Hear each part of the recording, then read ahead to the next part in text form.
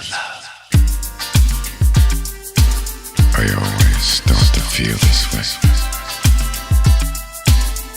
whenever you're around. It's like a feeling I can't describe. It's like I'm floating 8 feet off the ground. And so, Tap, when I think about you as a lead vocalist, producer, writer, musician, you know, what would you want to be that trademark within the group yourself on a individual but yet collective component of the group? I would hope that what people hear and see is that I'm a student, a believer, an ardent believer of love. That's really it. I mean, I honestly believe love is the answer for any question, for any situation, for any scenario, and real love, but not just certain aspects of it, but true love. So I'm hoping that everything that I do will reflect my belief in love and the hope that that people will get from just, you know, from love in and of itself, not from hearing me sing about it, but love in and of itself. You know, when you think about it, it really is pretty amazing. The reality is, or I was chatting a little earlier with Chief, this didn't happen till later in my life, right? So I had to almost relearn to sing almost 4 different times because the voice kept changing, you know. So I learned to sing when the voice was lighter, and then probably in my 20s, then this started to happen, right? But even from a singing perspective, I was still trying to sing out of register, right? I was still trying to sing in a higher register, and it was like God was like, nope, I'm gonna shut him down. So it's almost like he stripped all these other high registers from me, and this is where I landed. So that's when I really started to realize, okay, it really is sounding like a Barry White thing, and I had to relearn to sing again with that style. Hello, may I help you? Yeah, sure, just let me know when It's very unique, right? But it's also very like a lot of different. I like to wear jackets. I like to wear small little things. I like hats. So sometimes people might say it's like a 60s, 70s classic feel, right?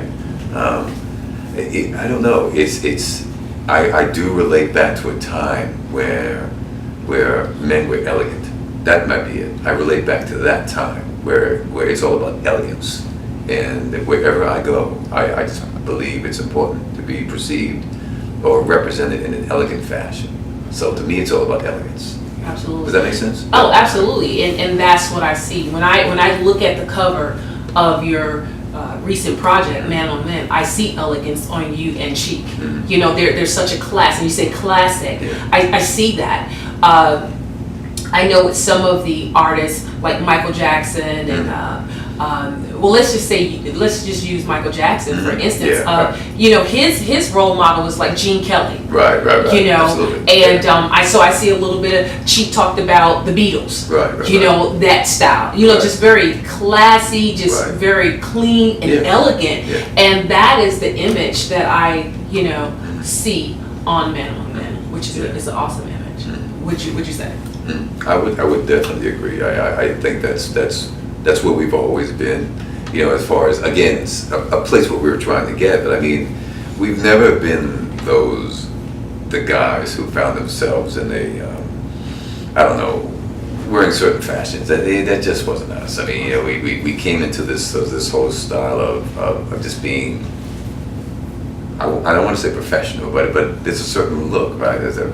To the degree that somebody might see that and say, okay, yeah, I would like to wear that. You know, but a good friend of ours, Carmichael, a massive flute musician, artist, great guy, says, Tab, you're kind of like my living mannequin. I watch you wear stuff, and I'm like, that's what I want to wear. You know, so, but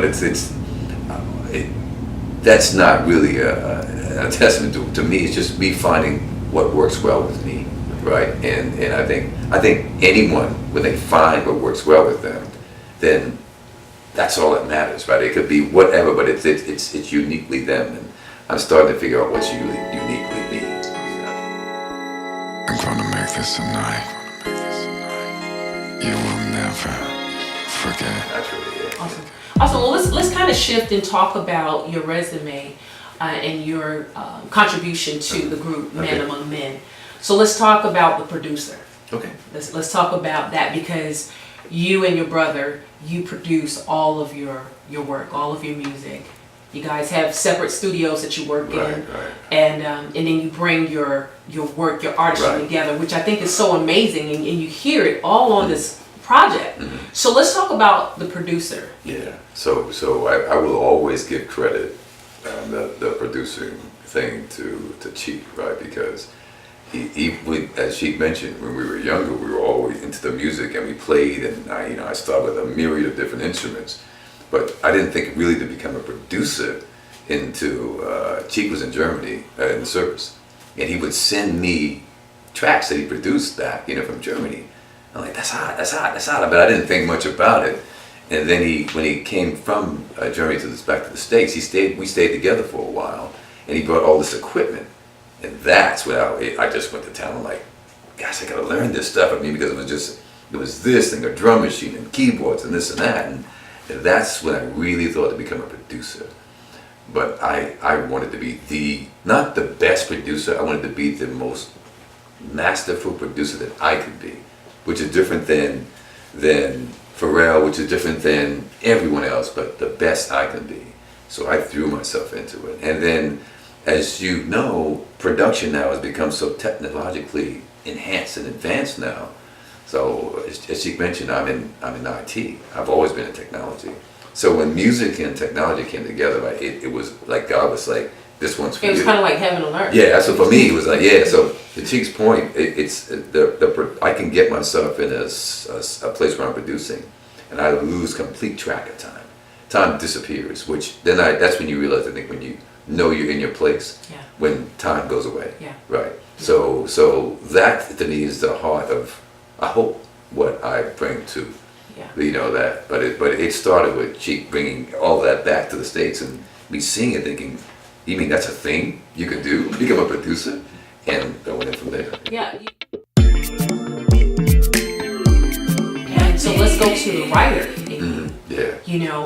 Where do you have to be, you have to come from a place to write the songs you write. Right. And as I've told you before, I feel like you're this romantic. Mm-hmm. Yeah. So are you always romantic? Like, where do you get these songs from? That's a good point. See, because honestly, I'm not a writer. And I say that to say, I never sit down with a pen and pad and write. I promise you, and this is not, God just sends the thought. And once I have the music, I'll then go to a microphone and I'll just start putting it down, whether it's the vocals. And then eventually I'm thinking, well, you or somebody would say, well, where are your lyrics?